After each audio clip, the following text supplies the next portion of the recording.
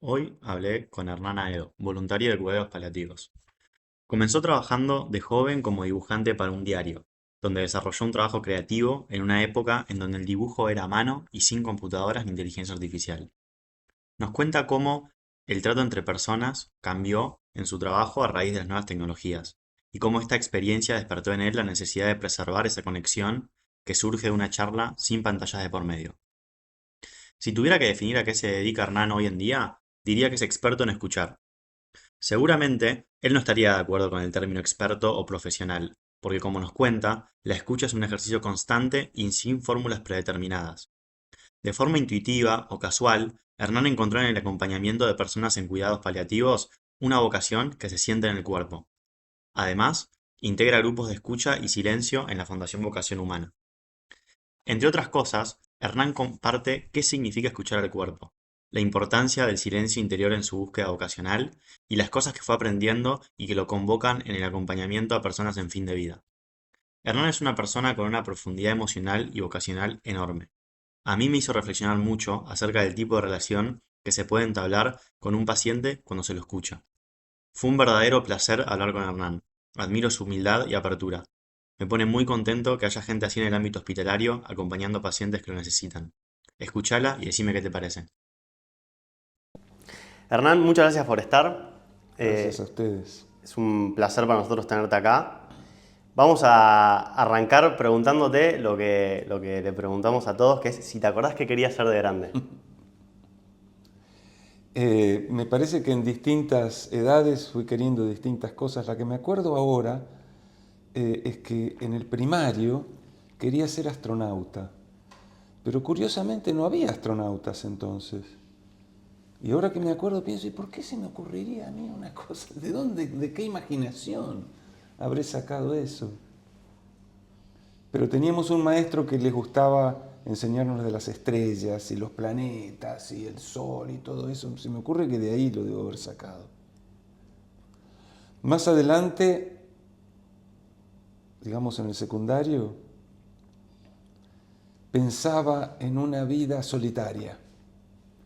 Me hubiera gustado, de grande, pero tener una vida solitaria al estilo Robinson Crusoe, más o menos una cosa así. Una vez, en el primer trabajo que tuve, había un muchacho que era sociólogo, ¿no? Entonces le dije, decime, ¿a los sociólogos no les interesaría hacer una prueba de una persona en una isla solitaria durante, no sé, 6 meses, un año? ¿No? Y él me miró, muy buen tipo, un poeta. Me miró y me dijo, bueno, eso me parece que le interesa más a los psicólogos. Yo te sugiero que investigues por ahí.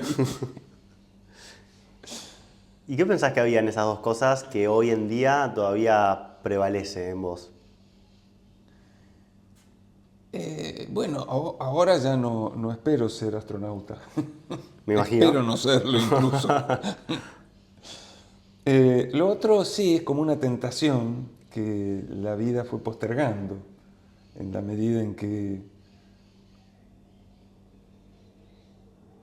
la familia y las amistades y las cosas de la vida van planteando que está lindo estar solo un rato, pero que en realidad no es eso lo que quiero para mí.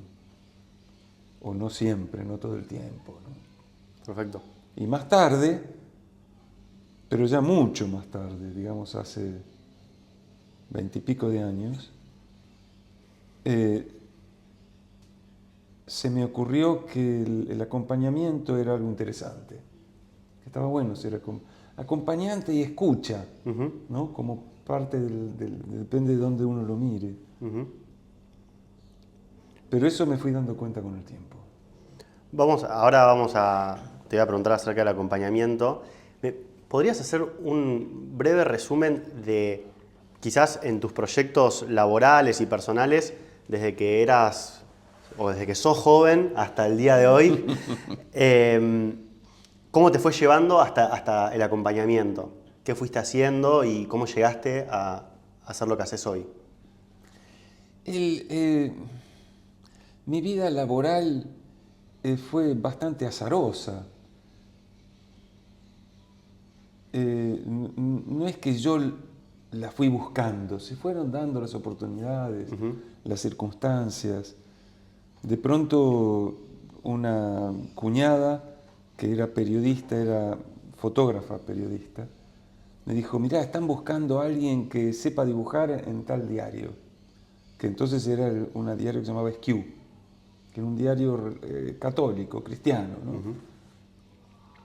Pero yo nunca había dibujado, ni había hecho nada relativo al periodismo, pero por supuesto que dije que sí, porque necesitaba un trabajo. Y ahí fui. Y tenía ciertas ideas de dibujo, digamos, me resultaba fácil dibujar. Dibujar, digo, más o menos, ¿no? Una cosa que se reconociera que era el dibujo. Es que ya eso es bastante. Eso ya es bastante. Es bastante. Sí, es bastante. Yo no logro hacerlo eso. No, eso ya es bastante, pero no es que yo lo estudié, tenía esa Sí, sí. relativa habilidad. Y fui a Esquí y me pidieron unas cosas que en el estamento del periodismo viene a ser la más baja de todas, que es hacer gráficos, mapas y ese tipo de cosas. Y empecé haciendo eso en esa revista, después en otras que me dijo mi cuñada, pero más por necesidad que porque lo pidiera el trabajo, hacía dibujos ahí. Hacía dibujos, porque me gustaba, me era más o menos fácil, los hacía simpáticos. El gráfico de, qué sé yo, la inflación. Entonces metía algún dibujo que tenía algo que ver con la inflación, si iba para arriba, si iba para abajo, si se mantenía, o lo que iban a decir después en el artículo. Y eso causaba cierta gracia. Yo en realidad lo había robado tenía un tío que vivía cerca en esa época que leía el Time, la norteamericana, Sí. ¿no? Y el Time tenía, yo la miraba, no sé inglés, entonces la miraba para ver cómo era la revista. Había alguien que hacía lo que hacía en ese momento yo, que eran gráficos y mapping, que se llamaba Joe Lertola. Me lo acuerdo, mirá, hace no sé cuántas. Y Joe Lertola hacía eso, le hacía dibujos al gráfico o al mapa, pero eran dibujos buenísimos y significativos respecto de lo que la nota quería decir. Entonces ahí yo agarré esta idea, este es el momento, y empecé a hacer eso. Y de ahí después fui a una editorial, después a otra. En algún momento, durante 10 años, 15 años, era el único que lo hacía. Me resultaba fácil, porque más o menos dibujaba, o lo que dibujaba se entendía. ¿Y hasta cuándo hiciste eso? Hasta más o menos creo que hasta el 2000 o el 1900 y pico, el 90 y pico, digamos. Después empecé a agregar ilustraciones y diseño de libros, armado y diseño de libros, que eso ampliaba un poco el espectro, ¿no? Laboral. No es que me resultara una cosa buenísima, que me encantara, esa era mi pasión. Era tu trabajo. Era un trabajo que conseguía, me resultaba más o menos fácil. Como era el único que lo hacía, tenía trabajo. Me conocía la gente de todas las editoriales porque había trabajado en todas, me llamaban para algo, para lo otro. Eso funcionó bien, o bastante bien, hasta el 90, en que compré la primera computadora. Y ahí se complicó todo. Igual que lo que pasa más o menos en esta época con las tecnologías, la inteligencia artificial, por ejemplo. ¿Qué es lo que se complicó? Se complicó, por un lado, lo técnico y por otro lado, lo económico y lo personal. Yo iba entonces a una editorial donde era básicamente donde más trabajaba en 2 o 3 revistas. Iba una vez por semana, me llamaban por teléfono los diagramadores, que eran los que me pedían el trabajo, me decían, Hernán, hay una cosa, la medida es tanto, tiene que ser así, listo. Y yo se lo llevaba en papel, que era lo que hacía, siempre les parecía bien, alguna corrección mínima, pero les parecía bien. Les gustaba y esto funcionaba así, teníamos mucha confianza, hacía años que trabajábamos. Cuando apareció la computadora, yo compré una y empecé a trabajar con la computadora. Era muy primitiva la computadora, eso no importa. Empecé a trabajar con la computadora. Era un poquito más difícil, pero no era tanto más difícil, porque lo que hacía con la mano lo hacía con la computadora y el criterio era el mismo. Pero sucedió que la gente, los chicos, digamos, que terminaban el colegio, también tenían computadoras. Y la computadora hacía las cosas más o menos sola. Había una combinación de colores, un agregado de ilustración, que eso era lo que hacía yo. Pero los chicos lo hacían rápidamente y si bien no agregaban dibujo, pero agregaban colores, dos o tres cosas y tomaban dibujos de otros lados y lo ponían. Nadie sabía de dónde los tomaban, pero los tomaban. Entonces, en lugares donde yo era el único que trabajaba, que hacía eso, de pronto aparecieron 15 pibes que se proponían, hacían lo mismo, cobraban la cuarta parte de lo que cobraba yo, y lo hacían, y llenaban la página, que es lo que le interesaba a los editores, que llenaran la página. Pero mira, qué cuestión curiosa, porque la gente con la que yo trabajaba en esas revistas hace años y que no necesitaban nada más que llamar por teléfono y decía un gráfico tanto, tales medidas, listo. De pronto dejaron de llamarme. Yo tenía que ir a buscar el trabajo, porque si no, el primero que pasaba se lo daban.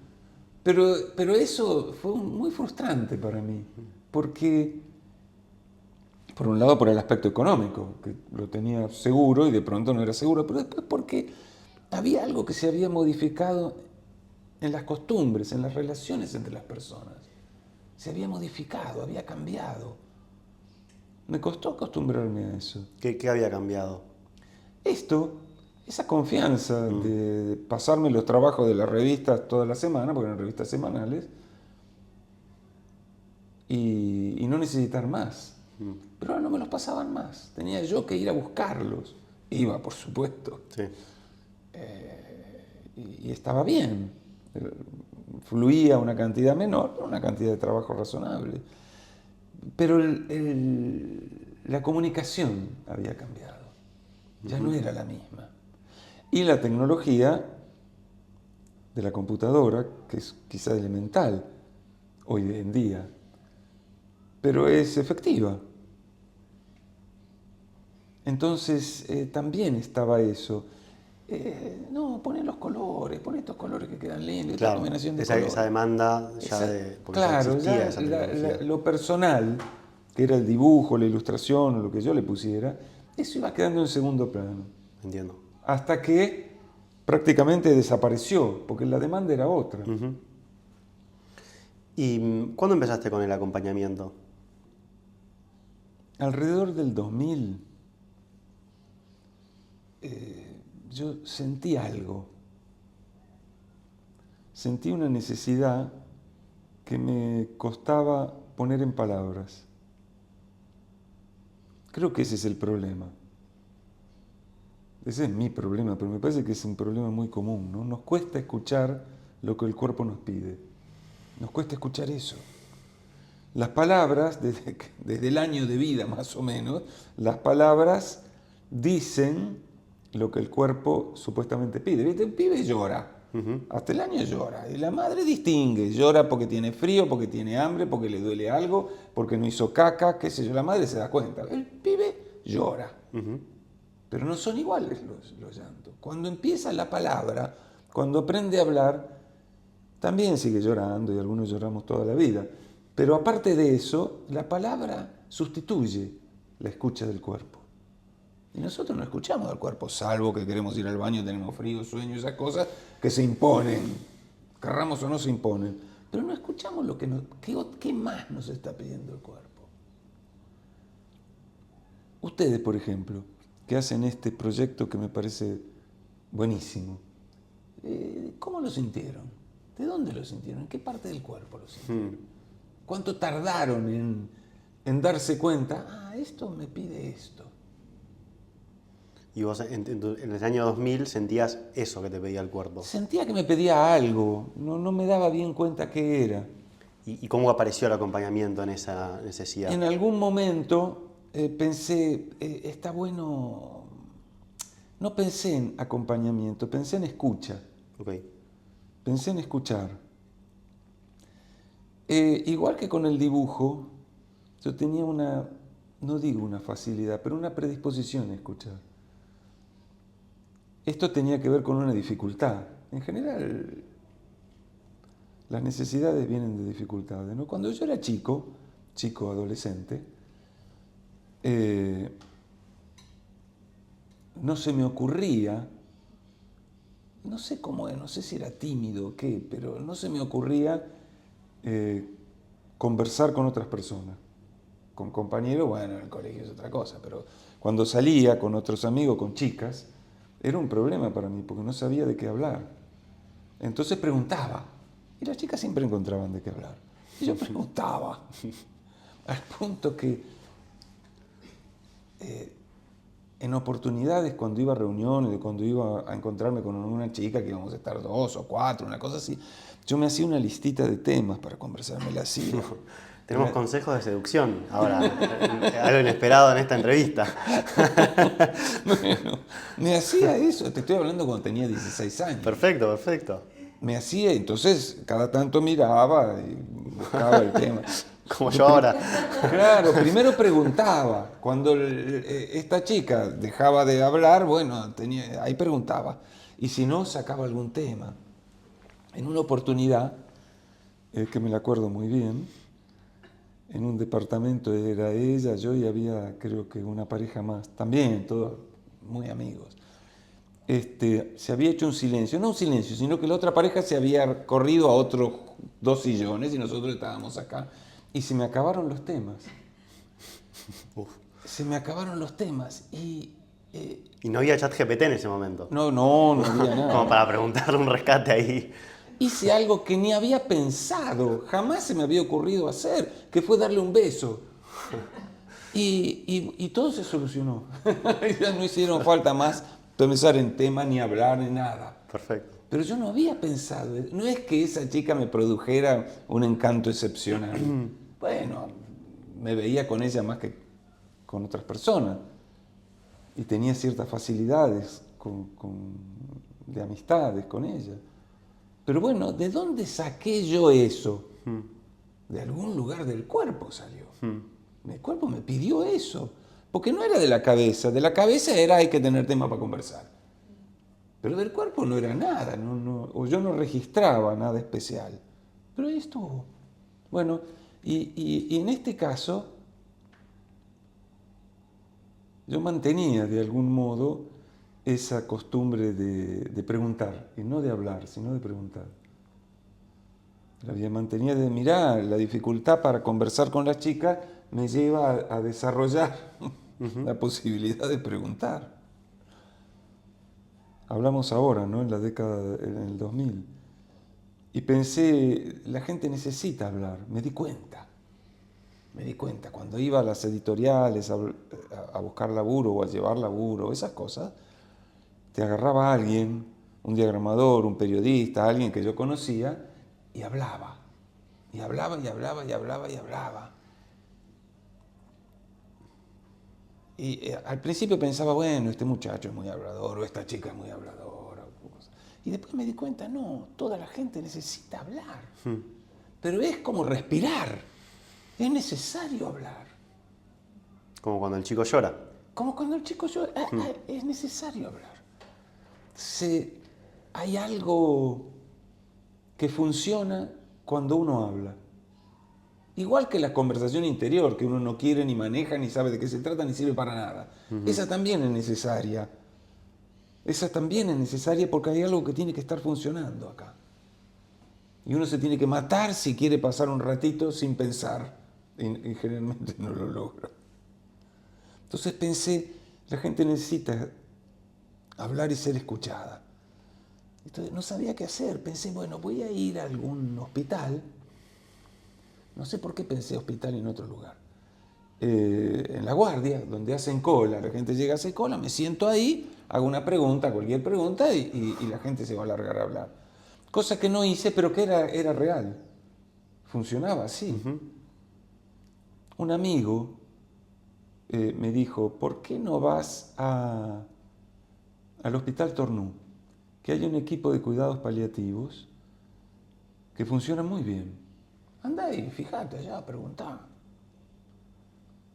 Este amigo era médico, sigue siendo médico, era mi médico, era homeópata, sigue siendo homeópata. Y me sugirió eso, él había hecho un curso ahí en paliativo justamente, me sugirió eso. Y fui una mañana, me atendió la secretaria, me dijo que estaba bien, que ahí había voluntarios, y de hecho había muchos voluntarios, había un esquema de voluntariado, pero que el curso para voluntarios empezaba en junio, y yo fui creo que el principio de febrero. ¿Y qué hago?, le pregunté. Bueno, en la capilla hay un sacerdote que ahora debe estar dando misa, me dijo, pero pregúntale a él. Y antes, cuando entré al Tornú, el Tornú es un hospital que tiene pabellones y un parque muy grande con árboles viejísimos, diseñado por Thais a principios de siglo, precioso. Entonces yo iba caminando hacia el pabellón de paliativos, que es el último, y por una calle que hay autos estacionados, y de pronto me temblaron las piernas, pero me temblaron al punto que tuve que agarrarme de un auto. Y en mi cabeza decía, me voy de acá. ¿Qué mierda hago yo acá si me tiemblan las piernas? Por suerte no lo hice. No sé por qué no lo hice y seguí ahí, hablé con la secretaria, me dijo esto y yo estaba necesitado ahora con mucha claridad de ir y estar ahí y acompañar ahí. No había tenido esa claridad hasta el momento de entrar y que me temblaron las piernas. Hasta ahí iba a ver lo que me dijo mi amigo, a ver qué pasa ahí, qué sucede. Pero una vez que me temblaron las piernas y hablé con ella, que me atendió muy bien. Ya no podía volverme, era como un fracaso volverme sin nada. Entonces fui a la capilla, el cura acababa de dar misa, un cura que es un personaje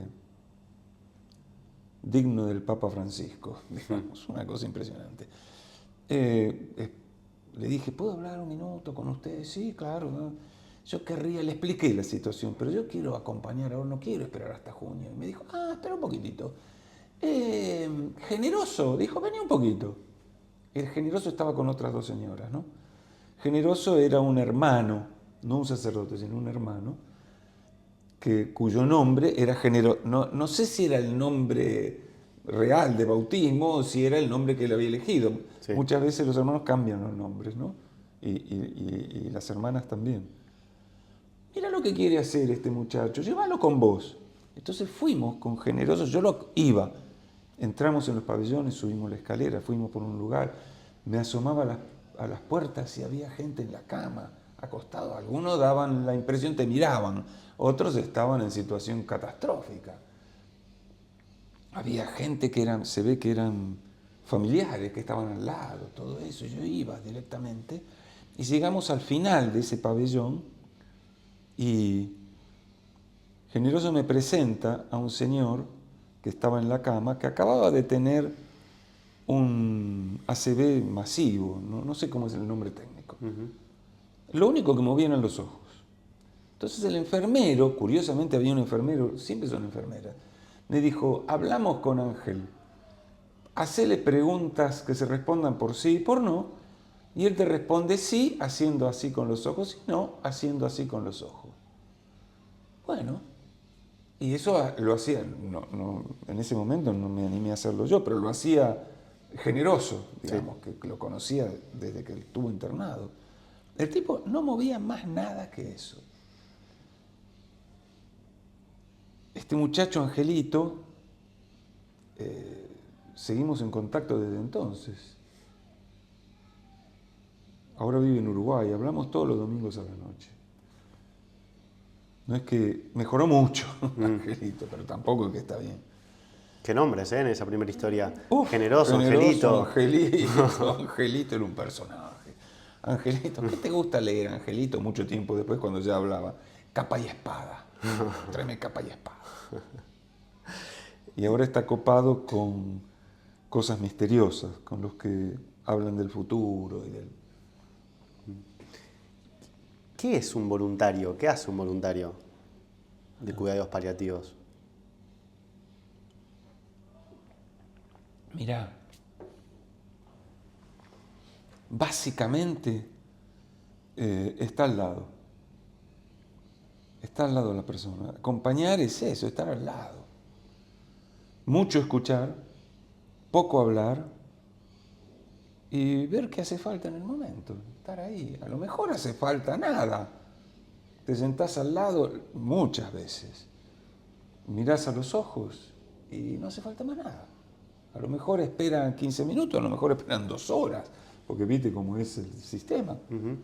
No hace falta más nada. O a lo mejor hace falta conversar, hacer preguntas, escuchar. Es muy fácil entrar en conversación con la gente, como decíamos antes. Pero especialmente cuando la gente está asustada, preocupada, dolida, enferma, sola, con miedo. Porque ahí se desata la necesidad de conversar. Incluso las personas que vos ves que lo que se desata es lo contrario, ¿viste? No hablar, ponerse en un rincón así y no hablar con nadie. Por supuesto, si no quieren conversar, no conversan. No es que uno lo va a obligar a conversar, pero si uno es un poquito sutil, se acerca, hace una preguntita, vos te das cuenta por el modo de hablar, por los gestos, por lo que ha dicho o por la respuesta que te dan, te das cuenta si es de acá o es de otro lado, de cualquier otro lado. Y te preguntas, pero vos no sos de acá, ¿de dónde sos? Y ahí te encontrás con las cosas más increíbles, de dónde llega la gente a ese lugar. Y ese es un tema infalible porque no está en su lugar. Está en otro lado porque viene a buscar algo porque tiene miedo, porque tiene una enfermedad, porque está dolido. Entonces viene a buscar algo ahí, viene a buscar satisfacción, es una palabra muy grande. Viene a buscar que le digan algo. Y vos no le decís nada. Simplemente le preguntás, lo escuchás. Por ahí te preguntan, como ves que vos sos voluntario, porque en algún momento te decís, no, yo soy voluntario. Porque rápidamente te preguntan si sos médico, enfermero, qué sos. No, yo soy voluntario. Ah, bueno. ¿Y qué le explicás a la persona? ¿Te dice voluntario? ¿Qué haces? No tenés que explicar nada. ¿No te preguntan? No. Ah. No, una vez que decís que sos voluntario no te preguntan. Ya has entrado en un grado de confianza, entre comillas, donde no es muy importante. No sos médico, no sos enfermera, no sos psicólogo, pero estás sentado al lado y están conversando. ¿Qué importa? ¿Quién sos? Sí, sí. ¿Por qué estás ahí? ¿Para qué? Y funciona. Porque lo curioso es eso, funciona. La gente, todos, necesita compañía. Estamos muy solos. En esta ciudad especialmente estamos muy solos. La gente va a hacer un trámite a un hospital. Ahora es todavía más difícil porque está la electrónica. Pero antes tenías que hablar con la secretaria tal, con la ventanilla tal, que eran personas. ¿Viste? Y no, a veces no es fácil. No, tiene que traer el sello con el cosa. Y eso como, bueno, averígüelo, chao. No siempre son así. Estoy haciendo un personaje de feo. Pero tampoco siempre son gente comprensiva. Y era difícil. Ahora es mucho más difícil porque no te entienden las personas. No, por internet tenés que pedir el turno. Por internet. ¿Y cómo hago para pedir? Ah, bueno, tenés que averiguar. Chao. Entonces esa soledad es, uno se da cuenta, uno la percibe. Es como algo matérico. Casi como que vos percibís una materia alrededor de la persona que dice miedo, que dice soledad. Y no es que uno va a hacer algo respecto de eso. El miedo y la soledad son consecuencias de lo que uno vive. Son consecuencias, bueno. A lo mejor funcionará. Hay una conversación que a veces son muy superficiales, a veces son un poquitito más íntimas, a veces son profundas. Si la persona se abre a contarte de dónde viene, suponete de Colombia, por decir algo, pero también muchísimos entonces, hace 20 años, muchísimos de Paraguay, de Bolivia, de Perú, de Chile, de Ecuador, de Uruguay también. Lugares donde no hay, o muchos de esos lugares, no hay salud pública. Entonces la gente está frita. ¿Qué hace? Está frita. Y vienen acá. Tienen algún amigo que vino, migró acá, está trabajando acá, vienen a la casa del amigo, del pariente, y lo llevan al hospital. Y conversar acerca de dónde viene. Vengo de Ayacucho, en Perú. Ah, sí, yo estuve en Ayacucho. Lo que es cierto, en este caso. Yo estuve en Ayacucho. Me acuerdo de tal lugar, esa calle que va acá del cerro, que está encima. Yo dormí arriba del cerro una vez. Y entonces es como si se hubiera encontrado con un familiar. Y algo se afloja. Se ve físicamente que algo se afloja. Y es eso. No hay otra cosa que eso. Es tan simple y tan complejo como esta conversación que estamos teniendo. Va, acá el que habla como un loro soy yo. Vos no hablas nada. Estoy agradecido que lo hagas. Para eso estamos. ¿Por qué pensás que no es tan común que haya equipos de voluntarios en los hospitales? Me parece que hay varias respuestas, ¿no? Una cuestión institucional. En general no gustan los voluntarios, como no gustan ni los familiares, ni los parientes, ni nadie. Está el equipo de salud y está el paciente. Y lo que interfiere es como una disolución del poder. Como distribuimos el poder entre distinta gente que no sabemos quién es, ni qué viene a hacer, ni qué va a hacer. A veces la gente es violenta también y se la agarra con los médicos, con las enfermeras. Hay una cuestión de poder y de control. Eso hay. También está que salvo en las unidades de cuidados paliativos y en el Tornú, en algunas otras unidades que han sido trabajadas por los voluntarios de paliativo, digamos, que van, y por los médicos, sobre todo médicas de paliativo, que como no hay suficientes camas en la unidad de paliativos, internan pacientes en otras salas y van todos los días a verlo. Y eso genera una comprensión de las personas. Ah, mira, entonces cuando vos vas, sos un voluntario, hola, ¿está fulanito? Sí, está allá. ¿Vos quién sos? Yo soy voluntario. Anda. Y porque generó la confianza. Pero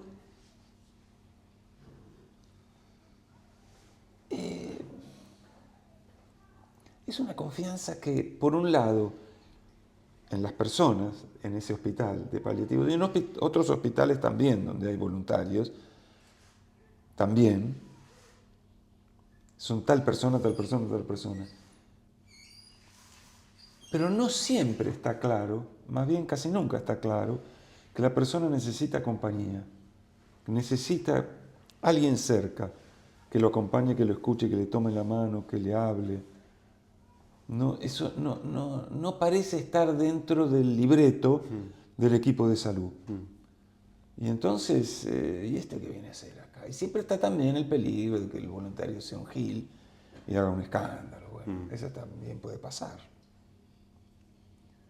En una oportunidad me echaron en otro hospital, el Ramos Mejía. Había una sala de hombres que tenía, no sé, 8 o 10 de este lado y 8 o 10 de aquel. Yo ya me conocían, yo entraba, hablaba con uno, hablaba con otro, pero estaban tratando de ponerle, no sé cómo se llama, una sonda a un paciente. Y sangraba. Y yo pasé por ahí y me di cuenta de la situación. El paciente me miró pasar por el pasillo porque la cama llega hasta ahí y yo pasaba por ahí. Y el médico o el enfermero, no sé quién era, vio que el paciente miraba, me miró a mí y me dijo, váyase de acá, por favor. Vuelva después, váyase de acá. Se sintió como revisado, inspeccionado, algo que no quería que sucediera. Y estaba bien. No soy médico.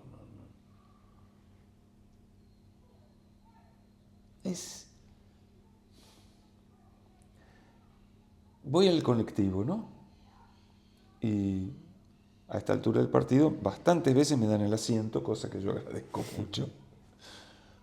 Me siento, y siempre en los asientos de a dos trato, si es, pues, me siento donde me dan, pero muchas veces en los asientos de a dos. Entonces, por ahí hago una pregunta, pero una pregunta simple, no sé, ¿dónde está tal cosa? ¿O sabes esto? ¿O qué hora es? Una pregunta simple. Y por el tono de voz, la persona, no siempre, pero algunas veces se da cuenta de que puede continuar ese diálogo inexistente. Puede producirse y continuar, y ahí hay un diálogo. Y la persona se sintió escuchada. Actualmente hacemos ahí en una institución dos grupos de trabajo que son de escucha, básicamente de escucha. No se hace otra cosa que escuchar. La propuesta es que no haya diálogos. A veces somos 8, 10, 12, 14. Que esto es fuera del hospital, no es No, este es en vocación humana. Sí, perfecto. Vos conocés. El Ágora. El Ágora, ISOE, que es un grupo de acompañamiento. Pero en realidad es un grupo de acompañamiento a acompañantes. Casi todos los que van ahí son acompañantes en distintas situaciones, en distintos lados. O a medida que van ahí se vuelven acompañantes en algún lado. Entonces es un acompañamiento a acompañantes. Hoy teníamos una reunión ahí, hoy a la mañana, y trabajamos en una de las reuniones con un formato taller. Y el tema es la conversación interior. Cómo percibir cómo es la conversación interior. Cómo percibir que eso no es un pensamiento. Que si yo me creo la conversación interior, soy un autómata. Sigo algo que me está diciendo sin saber qué es, ni por qué, ni qué valor tiene para mí. Bueno, ese es un... Ahí cada uno de los que va conversa solo de sí mismo. No conversa de teorías, de ideas, de lo que pasa. Solo lo que me pasa a mí. No hay diálogo, diálogo es todo, es diálogo ahí, pero te quiero decir, no hay diálogo individual, no se hacen preguntas, no se critican. No hay intercambio. No hay intercambios. Siempre algún intercambio hay, pero la propuesta es que no haya, digamos. ¿Por qué? Porque donde hay intercambios, hablo de mí, de ningún otro de los que estamos acá, donde hay intercambio y vos me estás contando algo, en el mismo instante mi conversación interior me está diciendo, claro, eso es lo mismo que me pasó a mí o a mi hermano, y yo te voy a decir, no, porque yo sé lo que vos tenés que hacer, ahora te voy a decir lo que tenés que hacer, y pobrecito, este chico, mira lo que le pasa. Y no te escucho. Me escucho a mí contestándote a vos, pero no te escucho a vos. Y entonces los diálogos son monólogos que se golpetean entre sí. Entonces cuando la propuesta es, no vamos a dialogar entre dos personas, mi conversación interior baja el volumen, no desaparece. En mí no desaparece nunca, pero baja el volumen. Y yo puedo prestarle atención, como no le voy a decir nada, puedo prestarle atención. Y como no me van a decir nada cuando hablo yo, también puedo decir cualquier barbaridad. Cualquier cosa puedo decir, dentro de lo que a mí me interesa contar. Porque no me van a cuestionar, no me van a preguntar, no voy a tener que justificar lo que dije. Es bárbaro no tener que justificar lo que uno dice. Es buenísimo. Está muy bueno. Es buenísimo. Es un alivio tan grande. Uno se contradice, o uno dice cosas por la mitad, o uno pícaramente dice una cosa intentando decir otra, o qué sé yo. Sería como que el mayor servicio que ustedes dan es la escucha. La escucha. Que parece muy simple, pero Es muy simple. Es muy simple si uno está atento. En el momento que está atento, ¿cuánto dura mi atención? Ahora dura porque hay una cámara ahí. Si no, no sé cuánto duraría. es la excusa que ponemos para focalizar nuestra atención. Bueno, sí.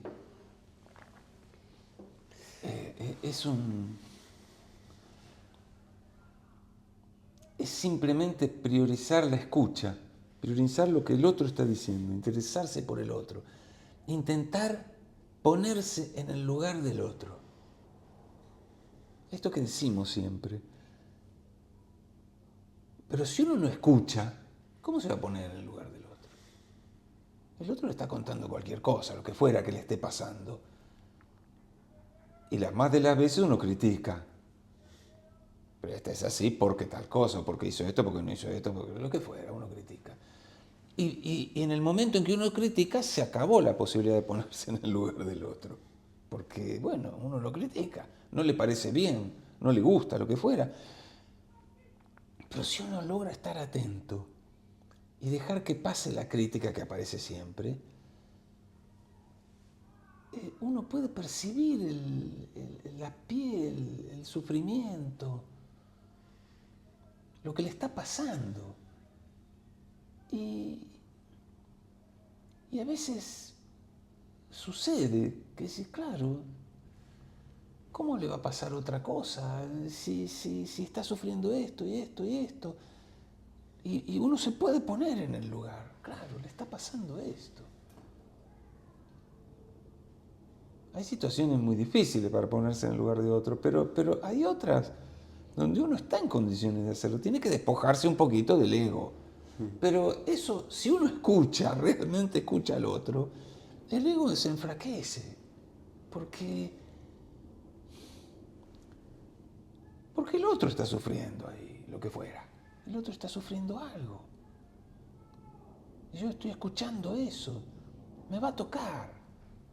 De algún modo me va a tocar. Y si yo escucho a mi cuerpo, como cuando tenía menos de un año, cosa que ahí sí no es tan sencillo, pero si yo escucho mi cuerpo me pide estar en el lugar del otro. Me lo pide.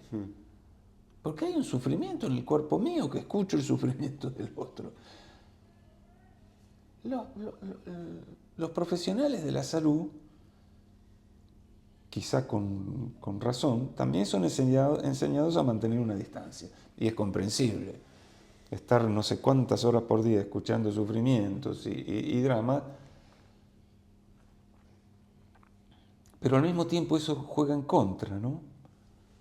Porque se endurece la sensibilidad. Se endurece y uno termina por no escuchar no al otro, sino a uno mismo. Finalmente, lo que más le interesa a cada persona es uno mismo. Las personas más generosas también quieren seguir viviendo y no enfermarse y no sufrir. O aceptan sufrir porque quieren ponerse en el lugar del otro y aceptan el sufrimiento que eso implica. Es un sufrimiento aceptado, ¿no? Lo que no se puede aceptar nunca, lo que es inaceptable, es la muerte. Eso es inaceptable. Hay algo en el idioma mismo, que es lo primero que me di cuenta que puse en ese libro. Lo primero que me di cuenta cuando fui al Tornú y estuve unos años ahí. El idioma, por lo menos los idiomas occidentales, ¿no? Los orientales no sé cómo funciona. Pero el idioma occidental, el castellano, me acuerdo cuando en el colegio, en la facultad, qué sé yo, cuando aprendí la lógica formal. Es un tema que todos hemos aprendido. Lógica formal tiene principios. Primer principio de la lógica formal que estructura el idioma castellano y estructuró al latín y al griego. Una cosa no puede ser y no ser al mismo tiempo. Estamos fritos. Toda nuestra experiencia nos dice que hay cosas que son y no son al mismo tiempo, sin hablar de la cuántica, que lo dice con números, viste, ahí flechitas. Entonces, ¿cómo yo, que soy, entre comillas, digamos, soy porque estoy acá, tengo cuerpo, voy a pensar que no soy? Es imposible. Pensar que voy a dejar de ser, no hay manera que entre en mi lógica. No puede entrar, es inaceptable. Sé que me voy a morir, pero es inaceptable pensarlo. Y al otro, que está en situación, no digo de muerte, pero en situación de cercanía o de proximidad de muerte, o con amenaza de muerte, hay algo de su presente y de su futuro que no puede aceptar, que no puede pensar. Es como entrar en un laberinto sin salida, vamos a hacerlo así, sin salida, sin Ariadna con el hilo, no tenés salida de ahí. Y esto le pasa a las personas, nos pasa a las personas. Cuando uno tiene una enfermedad de ese tipo, o está en situación de ese tipo, bueno, vive en un tembladeral. Además, uno siempre piensa que tiene razón. ¿Viste? Todos pensamos que tenemos razón. Es la conversación interior, no es otra cosa, que es la máquina esa que bla, bla, bla, bla, bla. Pero uno cree, como está identificado con lo que dice, uno cree que tiene razón. Y si tiene razón, ha hecho lo que le conviene o lo que no le conviene, pero más o menos, y entonces le corresponde vivir. ¿Cómo le va a corresponder no vivir? No es posible pensar eso. Algo está mal. Si yo tengo una enfermedad y me voy a morir, algo está mal, algo hice mal yo. O mis padres, o mis hijos, o mis familiares, o me contagió, alguien me contagió. Aún las enfermedades que no son contagiosas. Es un tembladeral esa situación para las personas que la viven. Para los enfermos de gripe es un tembladeral. Puta, no puedo ir a trabajar, me voy a curar. ¿Cuánto voy a estar en cama? Hoy, mañana, 3 días. Y los chicos que hacen... Imagínate una persona que está en una situación así. Ese tembladeral se vive. Y se vive solo. Porque ¿cómo se lo decís a alguien? Y con miedo. Todo terrible. Y cuando se habla de aceptación de la muerte, ¿de qué pensás que es posible eso? Es posible aceptar que me voy a morir. Aceptarlo, sé. Entonces, sé que me voy a morir, pero es imposible que yo acepte que estoy muerto, que realmente me voy a morir. ¿Cómo es eso? ¿Cómo? Ahora estoy y de pronto no voy a estar. ¿Y dónde voy a estar? Y siempre aparecen en eso muchas culturas, muchas tradiciones, pero también muchas religiones proponen como subterfugio, ¿no? Después de la muerte pasa algo y depende, hay un juicio, bueno, todas estas cosas que pueden ser un poco cuestionables, pero que generan un alivio, ¿no? Hay algo que continúa. Y uno escucha a las personas que han tenido experiencias, entre comillas, de después de muerto. Muchas son parecidas o relativamente parecidas. Hay libros enteros. Personas que murieron y volvieron. Y volvieron. Hay muchas experiencias de eso. Bueno, en realidad no murieron. Si hubieran muerto, no volvían. No murieron. Hay algo ahí que no sabemos bien qué es, que está más allá de lo que podemos manejar, o los médicos o la ciencia pueden manejar, que sucede. Y nos lleva a la muerte, o no la llevó en esa oportunidad, qué sé yo. Y eso es el misterio. Vos a tu libro, acá tenemos el libro, le pusiste el misterio. ¿Eso es el misterio? No, o yo no quise que fuera eso. No es que no quise que fuera, no me refería a eso, quiero decir. Me refería a lo que hablábamos antes. Yo digo, hablábamos. Estamos hablando. Soy un charlatán. Es la idea.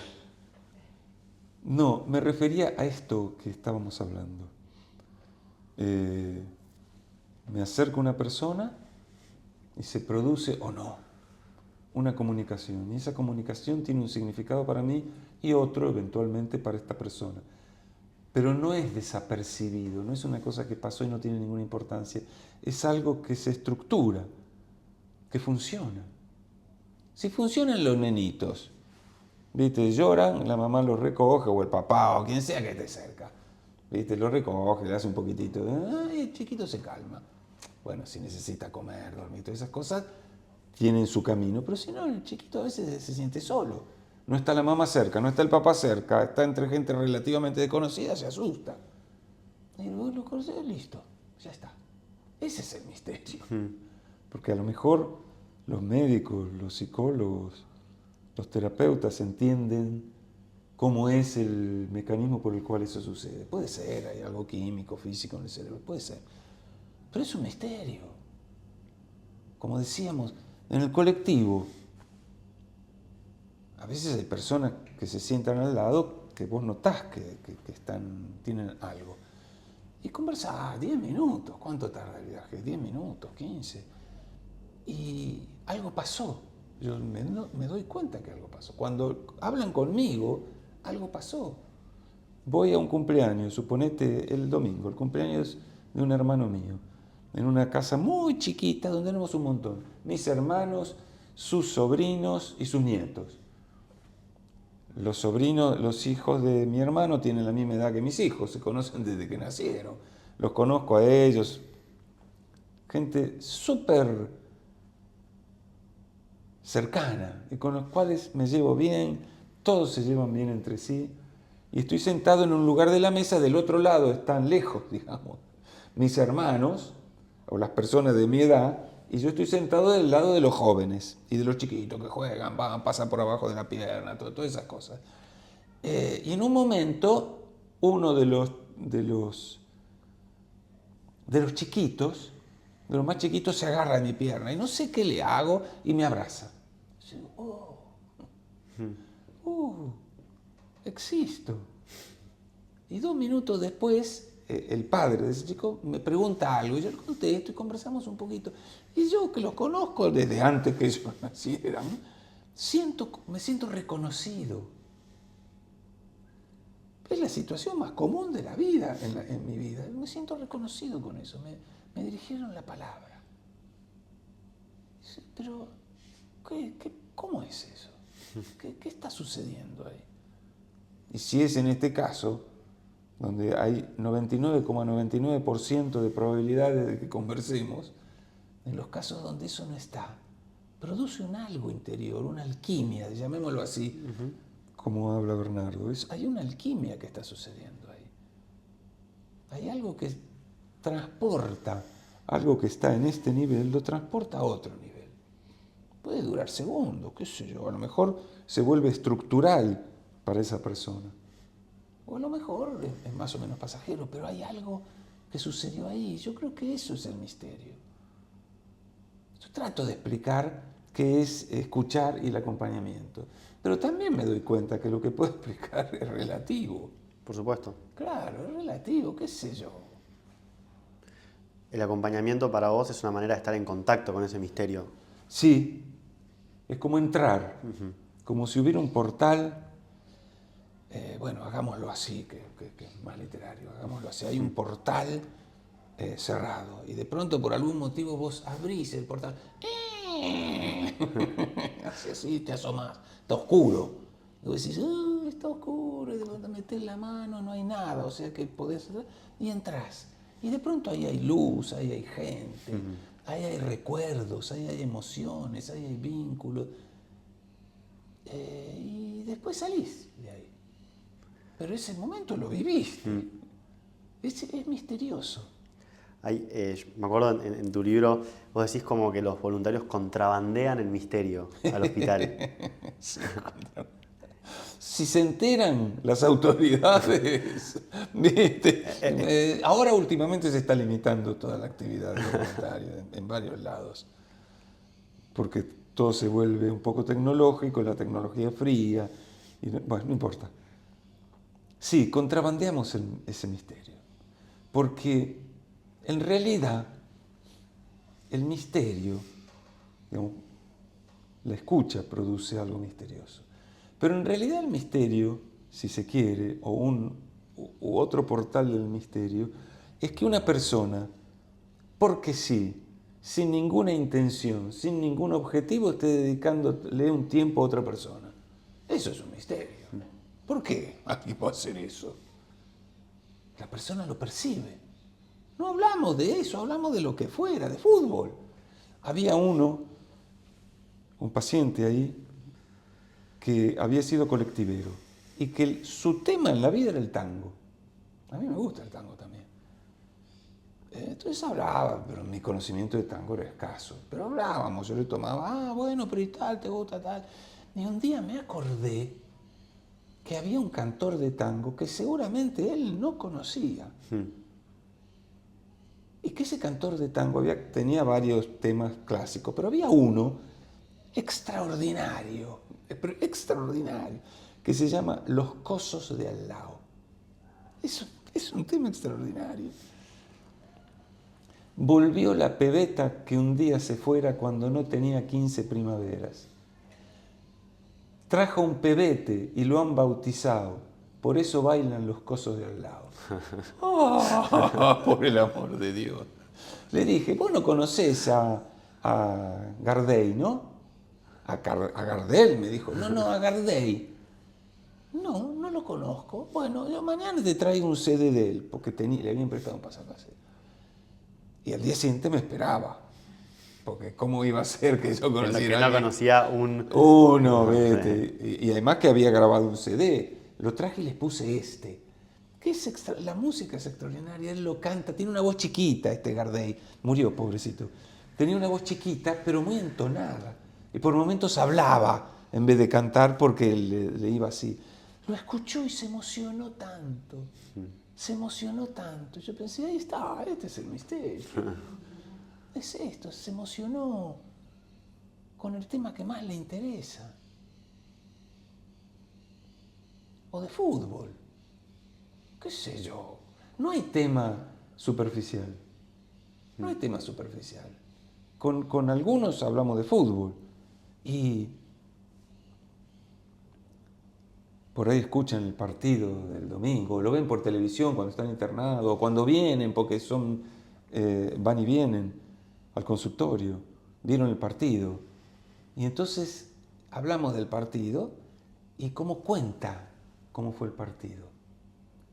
Cómo valora a este equipo, cómo valora el otro, cómo valora a los jugadores, lo que hicieron, lo que no hicieron. Sí, este no es muy hábil, pero ¿sabes qué? Cuando la pelota pasa al lado de él, la pelota pasa, pero el contrario no pasa. Pues ahí hay algo que está valorando. Ahí está, ¿no? Y como eso, no hay nada superficial. Donde uno puede conversar y ser escuchado, a través del tema que sea, aparece, qué sé yo qué aparece algo. Yo creo que sabemos por qué, pero me parece curioso que haya que contrabandear el misterio en un lugar donde es donde más está presente. Sí, es donde más está presente, efectivamente, vos tenés razón. ¿Solamente un voluntario puede contrabandear el misterio? No, cualquiera. Los médicos de paliativos contrabandean el misterio también. Lo contrabandean todo el tiempo. Y dejan la vida. También hay que decir, dejan la vida. Y los psicólogos, las psicólogas. Y los médicos de ahí son así. Son así. Dan sus teléfonos, se acuerdan, tienen memoria, por Dios, qué envidia. Tienen memoria de la gente, de los nombres, de lo que le pasa. Bueno, qué sé yo, es parte de la medicina, ¿no? Del trabajo de los médicos, de las enfermeras, de los psicólogos. Pero bueno, lo hacen. Nosotros aprendimos así, aprendimos de ellos y de los otros voluntarios viejos, digamos. Generoso era un voluntario viejo. Y una persona que escucha esto y dice, me interesa esto de voluntario, ¿qué hace falta para ser un voluntario? ¿O cómo se pueden acercar a ese lugar? Depende de qué es lo que se imagine. Todo es imaginativo, ¿verdad? Yo no me imaginaba que iba a encontrar el día que entré en el hospital y me temblaron, no imaginaba. Entre paréntesis, en esa oportunidad quedé tan conmovido que yo volví al día siguiente y al otro día y al otro día, hasta que una vez me encontró el cura que me había mandado con el hermano generoso y me dijo, ¿qué haces acá? No, estoy viniendo porque fulanito, pero ¿estás viniendo todos los días? Y no, te lo prohíbo, me dijo. No venga todos los días. Por ahora vení una vez por semana, 2 horas. Y después vamos a ver. Y tenía razón, porque yo me había identificado con las situaciones. No vivía mi vida, vivía la vida, y esa no era la idea. Pronto el paciente iba a ser yo. No, esa no era la idea. Hay que ver qué se imagina uno. Pero hay muchísimos lugares donde uno puede acompañar desde el nivel más elemental hasta el más intenso. Hay hospitales donde hay voluntarios. Generalmente en los hospitales hay cursillos para voluntarios. hay algún voluntario que organiza eso. Y te dice, bueno, vení, hacemos un cursillo tal tiempo. Y vos venís 2, 3, 4, no sé cuántas veces, cada uno planea, de que conversan, que le explican, que hablan, y después va como voluntario. Hay geriátricos, ¿viste? ¿Quién no tiene una madre viejita, o una abuela, o un tío, un primo, un papá, lo que fuera, un amigo, y que más tarde o más temprano va a ir a un geriátrico? ¿Y por qué no vas a acompañarlo? 1 hora por semana, ¿vale? Llevas estas que son tan ricas. Las palmeritas. Las palmeritas. Le llevas unas palmeritas, conversás con él y chao. Y eso es enorme para la persona que está ahí. Enorme. Hay unas instituciones que se llaman hospice. Es el mismo parentesco de hospital, hospice, hospicio, todo viene del mismo concepto, ¿no? Los hospice son instituciones. Los hospice nacieron en fin de la década del 50 en Inglaterra. Una enfermera, Cicely, no Cecily, sino Cicely Saunders, era enfermera y tenía este concepto del que estamos hablando. Entendía esto, se daba cuenta de lo que necesitaban los pacientes. Y les decía a los médicos del hospital donde era enfermera, no le daban bola, era enfermera. Y así les daban bola. ¿Qué hizo Cicely? Estudió medicina, se recibió de médica y entonces tenían que darle bola, porque ya no es una enfermera, era la médica. Entonces generó una institución que es el hospice, donde van personas cuya vida está relativamente amenazada o están cercanas a una situación de fin de vida por las enfermedades que tienen y generalmente tienen otras carencias. O no tienen dónde vivir, o no tienen familiares, o no tienen plata, o no tienen... Bueno, todas las carencias que uno se imagina. Y estas instituciones son gerenciadas y activadas y funcionan con voluntarios. Por supuesto que hay enfermeras profesionales y hay siempre algún médico profesional que trabaja en otro lado que viene, ve lo que sigue a los pacientes que están entrados ahí. Pero todo lo demás lo hacen los voluntarios. Limpieza, comida, cambio de los pacientes, acompañamiento a los pacientes y a las enfermeras. Una vez estaba ahí yo en el Hospice de Once, se supone que ahí había una puerta, ¿no?, que daba a un dormitorio donde estaba un paciente. Yo veo que sale la enfermera como corriendo y detrás de la enfermera sale una caja de no sé qué era. ¡Blum! Detrás de la enfermera. La quería matar, la enfermera. No sé qué había hecho ella, pero nunca podía ser tan grave como para que alguien la quiera matar. Bueno, entonces a los pacientes y a las enfermeras hay que acompañar. A determinada hora, ponele después que los pacientes comieron, a las 7:30, a las 8, 8:30, y ya han sido bañados, lavados, y están como para dormir. Las enfermeras tienen un sosiego. Ahí, ese es el momento de sentarse un ratito con la enfermera y contar, a ver, contame, ¿qué te pasó? Y cuentan y es como un alivio, ¿no? Hay que acompañarlas también. Y después hacer todo lo que hacen las enfermeras, pero acompañándolas hasta que uno más o menos pesca. ¿Qué necesitas?, le dije una vez a una señora que estaba ahí. ¿Sabe lo que necesito? Que se vaya y no venga más. Me dijo, bueno, muy bien, chao. Otra, sección anécdotas. Había uno internado con el cual no se podía hablar de morir o de la muerte. Era imposible, no ya en los términos casi filosóficos que hablamos, sino de que se podía morir. No se podía hablar de eso. Meses internado ahí. Estaba la habitación de él, la puerta, y al lado había otra habitación con la puerta daba ahí. Y él escuchaba lo que hablaba el de la habitación de al lado, por ahí gritaba un poquito y dice, hola, ¿cómo estás? Una cosa así. Un día, el vecino, el de la habitación vecina, se muere. Y él estaba acá. Ese día, o al día siguiente, no me acuerdo bien, viene el voluntario, el que viene siempre, y se produce este diálogo, si es que se puede llamar diálogo. El paciente acostado en la cama, ¿no?, lo mira al voluntario y hace este gesto. Y el voluntario, que sabe que le cuesta hablar de la muerte, le dice,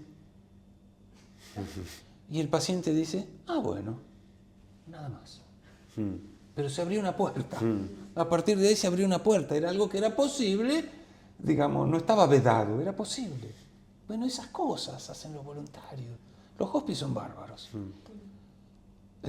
Hay varios. En Capital hay por lo menos 2 y dentro de 1 o 2 meses hay un tercero. Como te digo, gestionados, creados, sostenidos y gestionados por voluntarios. Acá hay uno, cerca de acá. Es el más antiguo. En Olivos. En Olivos. El más antiguo de acá y el que enseñó a todos los demás cómo había que hacer. En Pilar hay uno, en Luján hay otro. En San Isidro y en Tigre hay 2 que no tienen lugar físico, que se trata de ir a la casa de los pacientes. Entonces generalmente va un médico o una enfermera con 1 o 2 voluntarios, conversan, el sostenimiento lo hacen los voluntarios a menos que haga falta que intervenga un médico, que van a las casas, vienen. Esa es una opción también muy interesante porque en algún momento el voluntario comprendió esa familia, la sintió. Y la familia lo sintió el voluntario o la voluntaria. Por supuesto, como en todas las cosas importantes, hay más mujeres que hombres. Y en el territorio de la salud, como el de la educación, hay más mujeres que hombres. Y acá también. Y el voluntario o la voluntaria, es casi como un participante de la familia. A veces está de visita y se generan las dificultades, las peleas que hay en la familia. Y el voluntario trata de no intervenir, pero en algún momento habla con uno, por ahí sale y habla con otro. Lograr una situación un poquitito más pacífica. Porque, bueno, como todas las familias, ¿no? Es un rol muy apreciado. Y no tiene ninguna dificultad para quien tiene esa necesidad. Es una necesidad que uno tiene, o por lo menos me tocó así a mí, ¿no? Una necesidad que se expresa así. Otras veces esa necesidad se expresa pintando, o escribiendo, o qué sé yo, bailando. Pero de pronto uno descubre, en mi caso, que se expresa así, se expresa escuchando. Bueno, uno tiene que saber escucharse, escuchar qué es lo que fantasea, qué es lo que imagina, qué es lo que desea, qué es lo que quiere. Ahí aparece la conversación interior, ¿no? Vienen 5 a hablar al mismo tiempo. Pero si uno logra algo que le permita escuchar qué le dice el cuerpo, volver a ser niño, ¿no? Viste que Picasso decía, nunca pinté mejor que cuando tenía 10 años, una cosa así. Y tenía razón. A mí me encanta Picasso, pero tenía razón. Ahí hay algo que se expresa solo, que el cuerpo lo expresa. Hay una memoria de la cabeza, ¿verdad?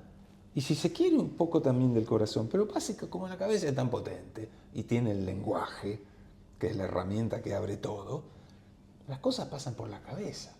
Hay una memoria de la cabeza y si vos querés está el inconsciente donde está todo. Mucho más de lo que uno se imagina.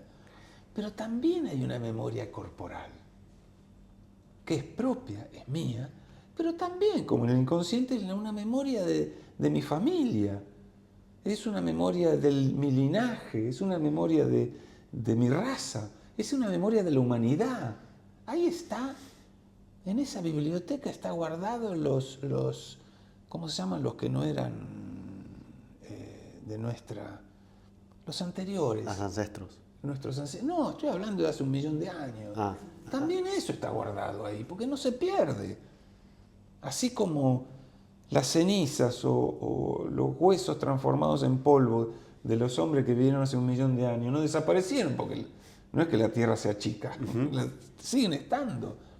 La memoria también está, pero no tenemos cómo. No tenemos cómo entrar en esa biblioteca. Perdimos, una vez que aprendimos a hablar, perdimos la llave para entrar en la biblioteca del cuerpo. ¿Está perdida para siempre? ¿Eso? No está perdida para siempre. No. Está ahí. Uno tiene que encontrar la forma de escucharla.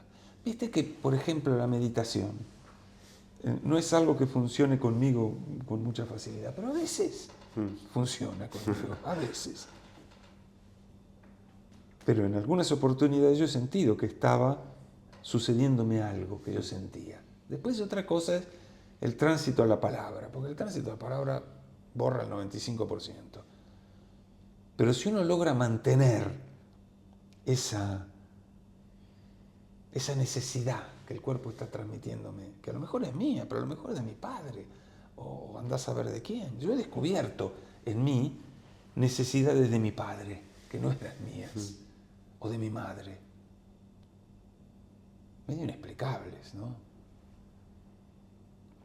O sea que se puede acceder a eso, pero uno tiene que encontrar la forma de escucharlo. ¿Qué sé yo cómo es? No sé. En tu caso, el silencio fue una gran herramienta para eso.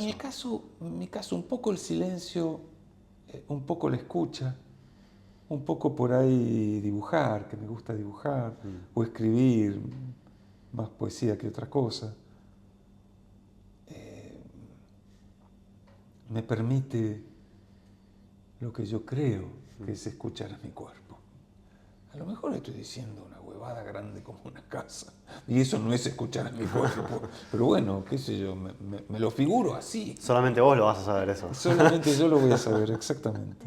O solamente yo no lo voy a saber. Exactamente. Hay dos preguntas de los oyentes que me gustaría leerte. Sí, claro. Valentino nos preguntó, ¿qué cambios notaste en tu vida a raíz del acompañamiento? Ajá. Sí. Arrancamos por esa, no sé si... Sí. Viste que, salvo que suceda un shock, ¿viste? Chocas a 200 kilómetros por hora, es un caos. Las cosas que a uno le acontece son transiciones, deslizamientos, decía un amigo mío. Son deslizamientos. A veces uno no lo nota y a veces se da cuenta, pero lo que yo hacía era otra cosa. Y ahora estoy haciendo esto. ¿Qué me pasó a mí con eso? El escucharme más a mí y este intento de escuchar a mi cuerpo, por ejemplo, viene de ahí, viene de la escucha, viene de escuchar a otro. Pero yo no te puedo decir, bueno, esto vino así, sucedió de tal manera. Es un deslizamiento, qué sé yo. Lo que se fue dando. Se fue dando, pero en algún momento yo lo registro. Acá se abrió algo para mí que yo no tenía. Les conté la anécdota de escribirme temas para conversar, eso de adolescente. Pero seguí siendo poco conversador. ¿Así te han visto vos? El papelito no. Tenemos acá la esposa que nos acompaña. Pero tampoco era tan conversador cuando la conocía a Inés, no era tan conversador. Pero ahora soy un charlatán, me doy cuenta. Hace no sé cuánto tiempo que estoy hablando. Si yo hubiera imaginado de joven esta situación, no sé, me voy a Alaska. Pido un pasaje a Alaska y me voy allá a un iglú. No lo hubiera podido soportar. Y yo creo que tiene que ver con esto, con el escuchar. Que en mi caso, en lugar de llamarme al silencio, me llama a hablar. A expresarte. A expresarme, sí, a expresarme. Hay otra pregunta que es de... La tengo por acá. Es de Victoria. Victoria. Dice, ¿qué implica encarnar la empatía para vos? ¿Cómo ayudás desde ese lugar?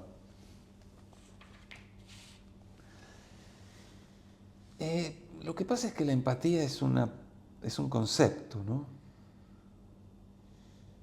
¿Cómo definiríamos empatía? Tendríamos que definirlo con palabras. Y es algo que no sucede con palabras, la empatía. Es de otro orden. O sea que si tratamos de definirla con palabras nos entrampamos. Vamos a un diccionario. ¿Viste? No, empatía es esto, ya. Que no estoy diciendo que sean malas las definiciones. Lo que estoy diciendo es que son acotadas. No, finalmente lo que yo siento no aparece en la definición, o aparece muy colateralmente. Como a veces yo siento que soy empático con alguien, pero otras veces no, siento que no logro ser empático con alguien, no por el otro, sino por mí. O porque estoy muy crítico, o porque estoy enojado, porque estoy cansado, o porque no tengo ganas, o porque me molesta, o porque me disgusta, lo que fuera. Y me doy cuenta. Puedo poner en marcha la cuestión de conversar y de escuchar, pero no estoy siendo empático, me doy cuenta. Bueno, está bien, puede hacer bien igual, porque la persona está muy necesitada, pero es como andar en un auto de Fórmula 1, llevarlo para hacer las compras al supermercado. Bueno, me lleva, pero no es para eso que está hecho.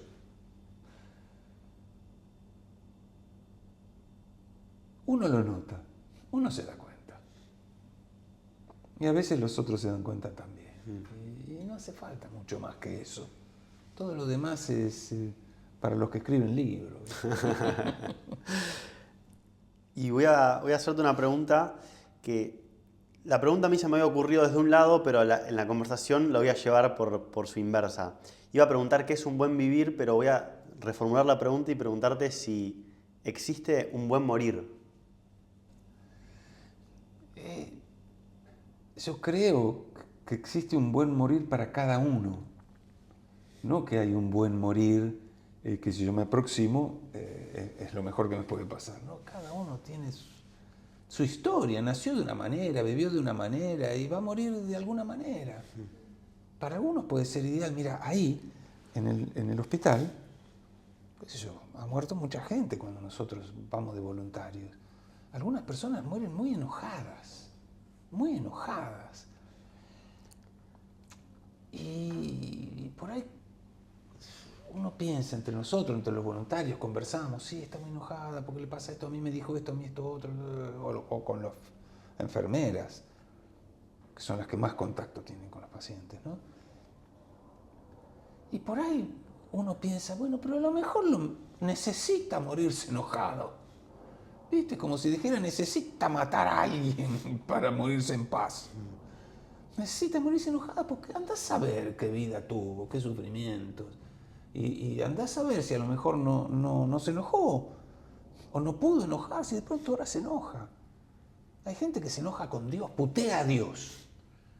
Y vos decís, yo soy más o menos, o deseo ser más o menos, tener una mirada trascendente o religiosa.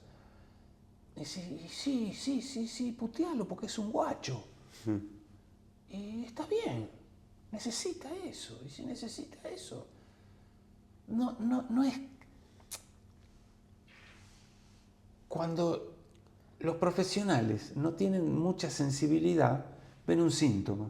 Y cuando ven un síntoma, tratan de aplacar el síntoma porque produce sufrimiento el síntoma. Entonces lo aplacamos.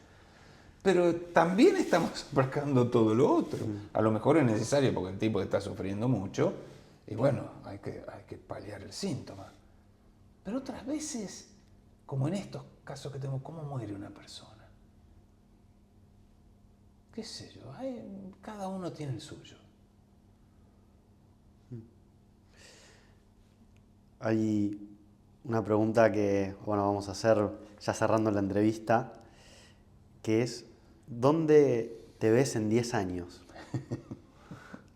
Al paso que va mi Alzheimer. Ojalá me vea cuidado por ella, pobrecita, que no tenga ninguna enfermedad y me cuide. O por los hijos y nietos, dentro de 10 años, mis nietos. ¿Pensás seguir con estos proyectos que estás desarrollando? Sí. ¿Pensás irte a Alaska, a Unilú?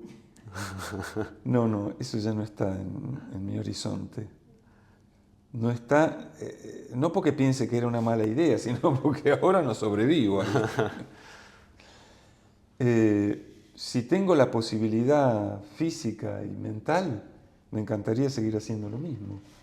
Me encantaría seguir teniendo talleres y activando la escucha y la posibilidad de escucha y transmitir esto de escucharnos mutuamente, ¿no? Me encantaría eso, poder seguirlo haciendo. En este momento dudo de mi capacidad dentro de 10 años, pero bueno, no hay manera de saberlo. Y la última pregunta, que es la más fácil de todas, es ¿para qué pensás que estamos acá? Bueno, eso. Una de sí o no, te termino con una... Claro, como angelito.